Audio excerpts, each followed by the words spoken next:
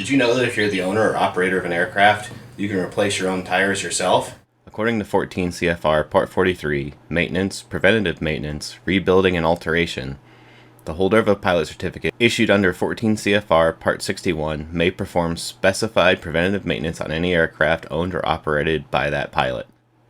Just make sure you know that you are qualified and able to do a particular authorized job.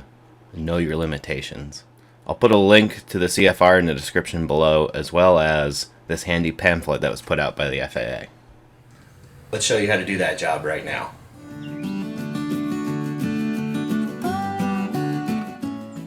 Alright, so the first thing we need to do is get this wheel off. The first step in doing that is to remove the hydraulic brake assembly that I have.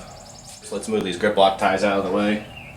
I only had them loose, so I can just move it a bit. I don't have to take them off. Grab our trusty stubby socket wrench, and I've got a hex socket on this side. Lefty loosey.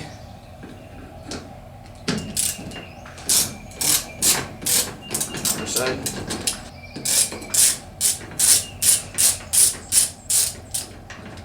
Alright, get out of the way. This bolt out. Here's the back side of the caliper. Plenty of meat left on this pad. I mean, these brakes are pretty much brand new. That up here. Pull this side out. That just slides out. Now one thing while that's apart, you definitely don't want to activate your brakes at all. That'll just end up pushing the piston out. If you do it enough, you can actually separate it from the caliper. That's how we get it apart if we were to rebuild the caliper. So don't touch those brakes yet. Now that that's out of the way, we need to jack this wheel up. Now, I don't really have a good jack point here on the Sonex. Different people have done different things, different modifications, but this particular one, we're going to have to rig something. So I saw somebody do this somewhere, honestly don't remember who. But we can take this ring clamp, throw it on, have that down the bottom, and then we can use that as our jacking point.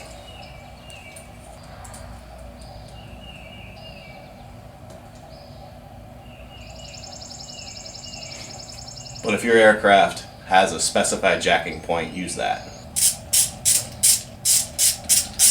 Don't do what Johnny Don't does.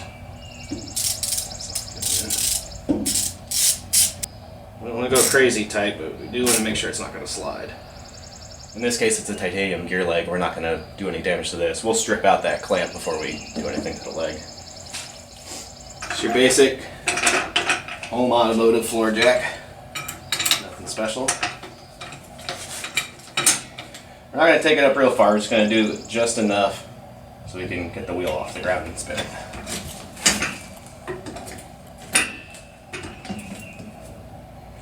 That's all you need. You probably can't see it, but I do have a jack stand underneath the aircraft. Whatever it is you're jacking up, whatever it is you use a hydraulic jack on, make sure you have a jack stand in case that jack fails. Don't ever not use jack stands. Alright, our next step is to get this wheel assembly off. You see this single castle nut, and it's held in place by a cotter pin. So we gotta get the cotter pin off. Take our snips, form the two ends down. Actually gonna bring them together with those other pliers. Yeah, these snips have seen better days. Up. There it goes. We're going to replace this guy when we change the tire. And then, that. Didn't need a socket wrench, lug wrench, anything like that. You may. Again, follow the specific instructions for your particular aircraft. Side, wheel off. Slow. Yep. Now for the moment, I'm going to put these wheel bearings back onto the axle here. We will clean those later. Let's head over to the bench. Now the first thing we got to do is take the air out of the tire. To do that, we're going to use our valve core removal tool. You see here it has this little indentation. And what we're doing is taking one of these schrader valves out of the valve stem. So you see this tool Fits on it just like that. Just like that. Then we take it out. So let's do that.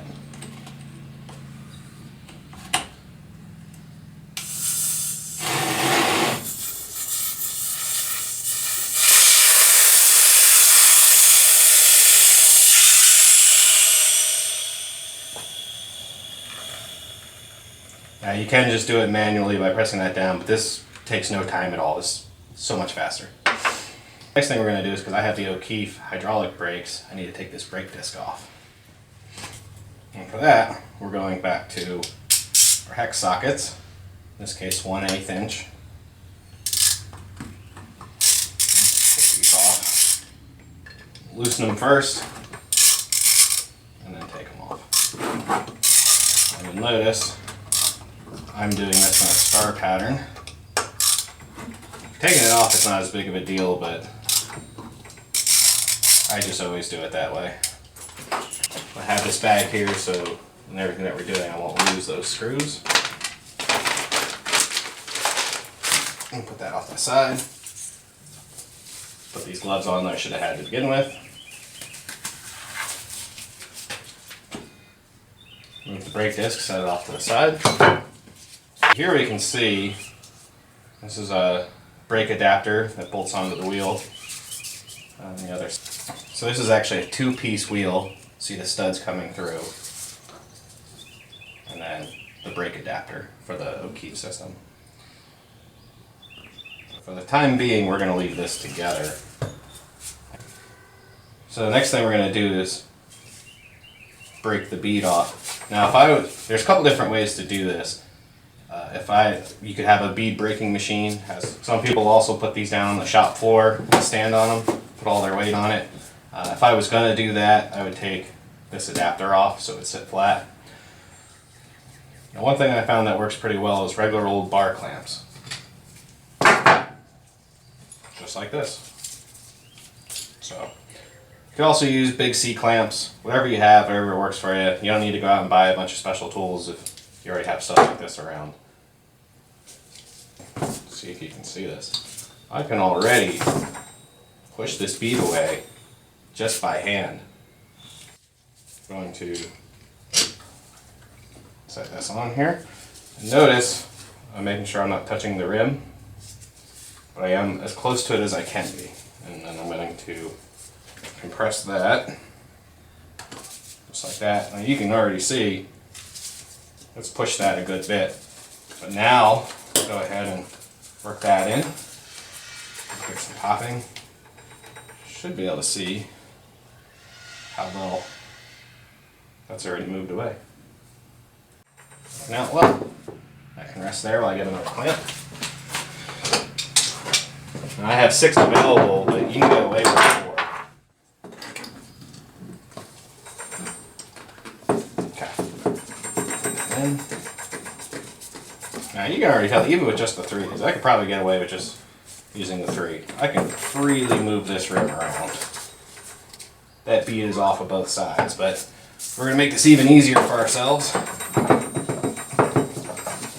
And one thing you'll notice, as you do the others, you probably tighten the original side. Same thing.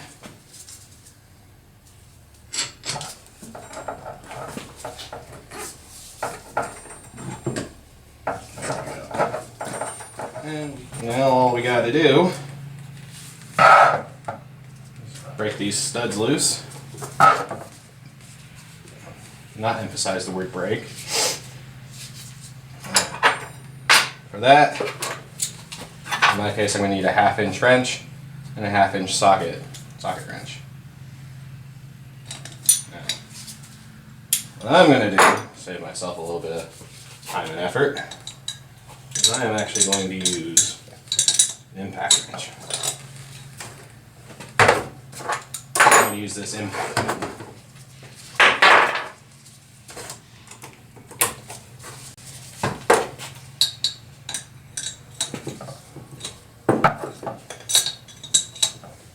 Okay, just take these off one at a time. I'm just using the torque of the impact gun to get it started, and we use a socket wrench for the rest of the way.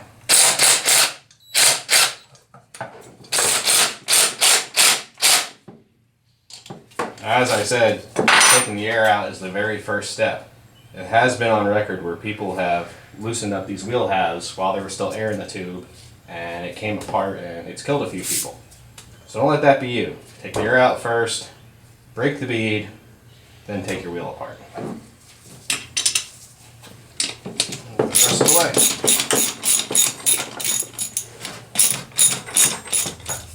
Got our wheel halves apart.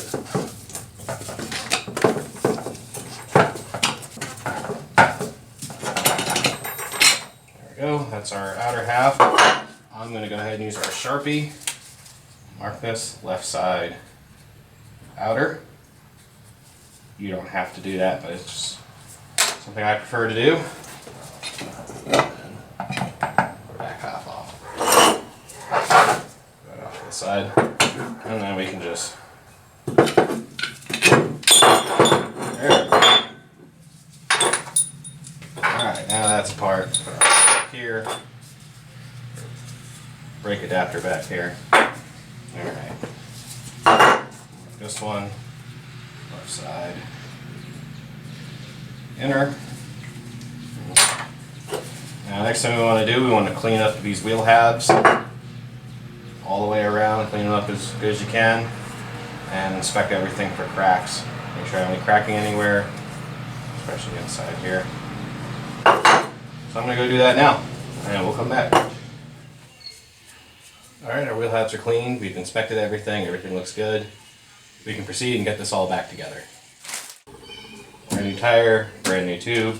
We're going to leave this side facing out. This has the red mark, which the tire manufacturer does to show us that that's the lightest part of the tire.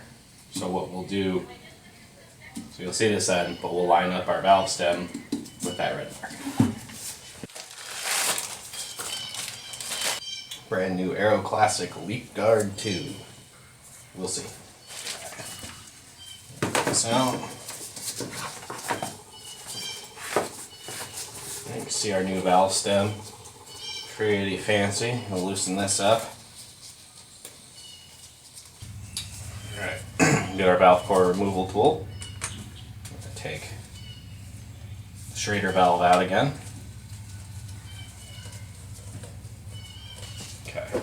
Have our air hose here. I'm going to add a little bit of air just to make sure we don't have any leaks. Just take a look at it. You don't want to go too much. That's good. Everything looks good there. No leaks, don't hear anything, don't see anything. Cool. Now we're going to take our talcum powder.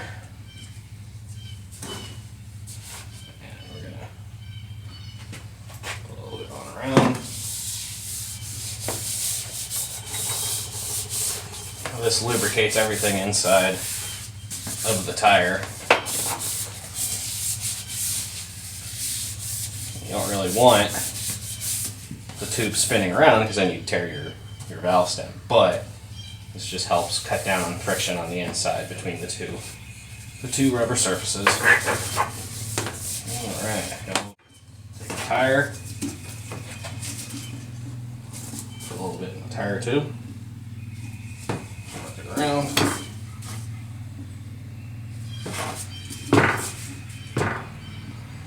Now one thing to check, this is true talcum powder. So if we look ingredients, talc and fragrance. I would have liked to be able to get just straight talcum powder, but I don't see the fragrance doing anything to this. I would be hard pressed to believe that. So, but hey, it can happen, I guess. Alright, we got it in there, it's working. Around. Stuff's cheap, we don't skimp on it. I'm gonna go crazy either, but I'm just gonna roll it.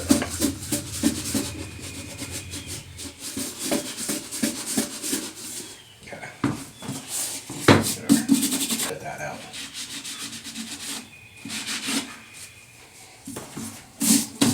That's nice and smooth. This is nice and smooth. Push the air back out of this.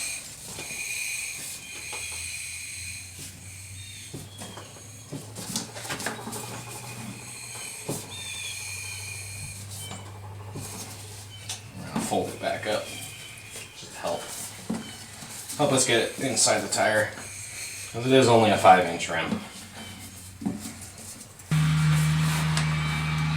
Make sure it goes in as it's supposed to, as it's oriented. You don't want any twists or anything in the tube. There we go.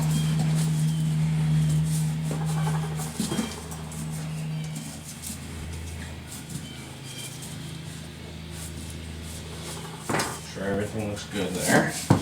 Alright, now I'm going to put just a touch of air in here to help it form to the inside of the tire. Not a whole lot, and a little bit more.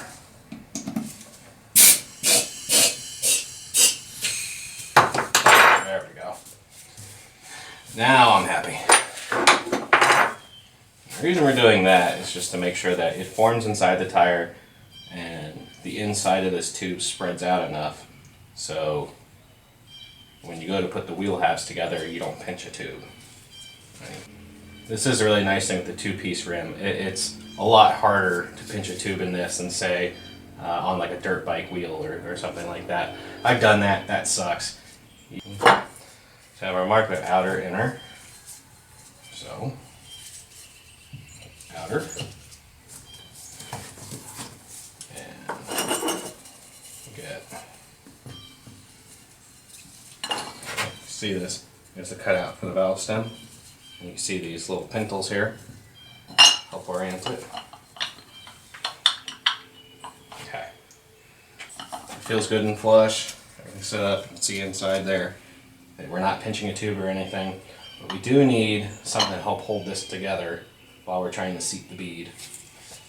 Now you can use, just say, a really long bolt through the inside and some big washers and some nuts. You can have a special tool. I happen to have a special tool. It's a pulley and balancer puller, and so that's what I'm going to use. But it's real simple. Basically, again,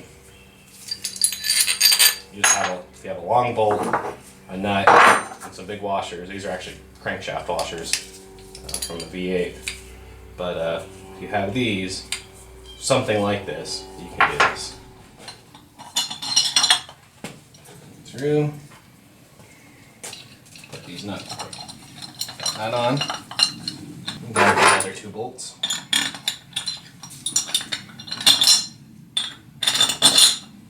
Okay. Put this on here.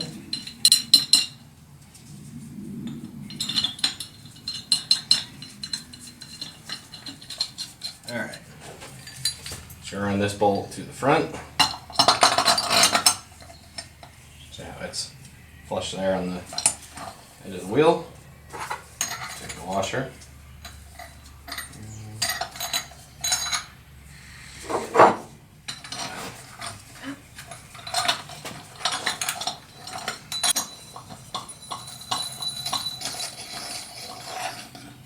Alright, now as we bring that in, I want to double check our valve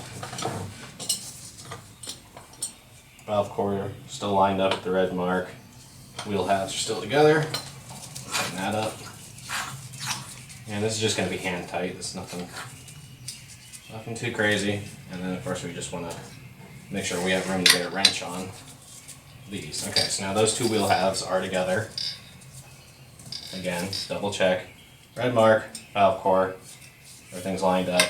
Everything looks good. Wrench. I'm going to run these in a little bit with the impact gun, but I'm not going to take the torque that way. Tighten.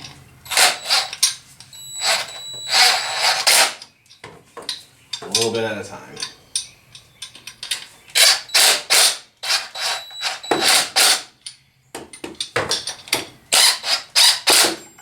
Okay. Come back up. Use your socket wrench, tighten it up the rest of the way.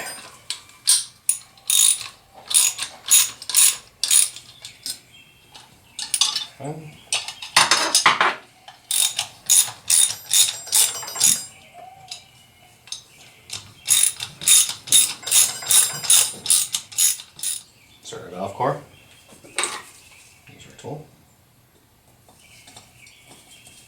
90% sure. Put our valve in. I would say we put some air in and try to seat these beads.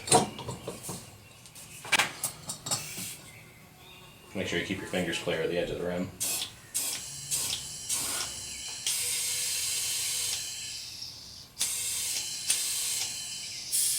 About 30 psi. Take this guy out in the center.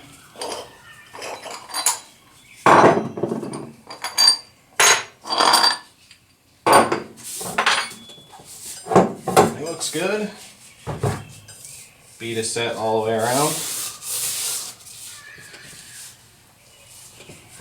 Good. Tires holding air. Reinstall our brake rotor.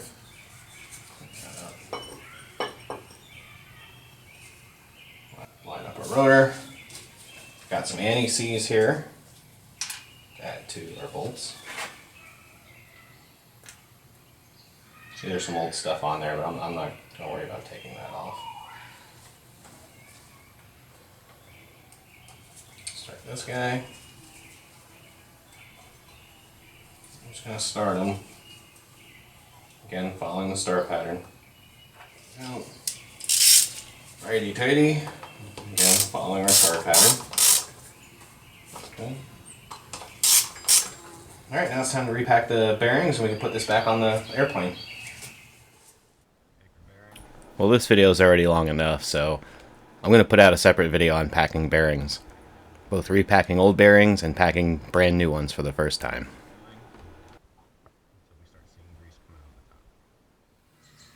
Alright, our wheel bearings are repacked. Let's go ahead and get them back in the wheel and get the wheel back on the airplane.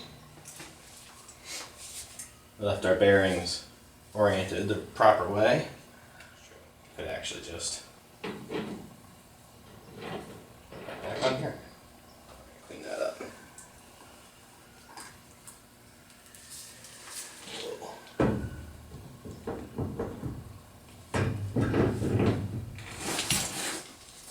Clean the excess grease off. We take our castle nut, put that back on. Just like before, it wasn't on here super tight. We're not going to over tighten it either. So what I'm looking for is where this cotter pin can slide in and out of that hole in the axle.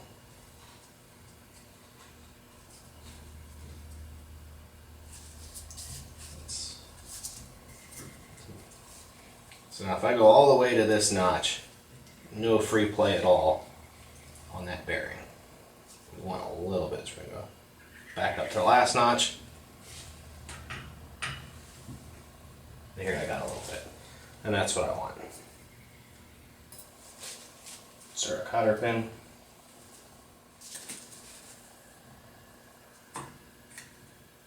Now this might be hard to see, but what I'm doing is I'm using the pliers to bend both sides of the cotter pin around each side of the axle nut. If we refer to our handy AC43 manual, you'll see this is one of the accepted methods of doing so.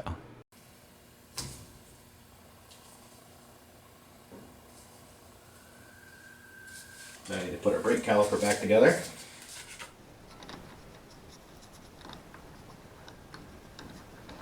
Righty tighty.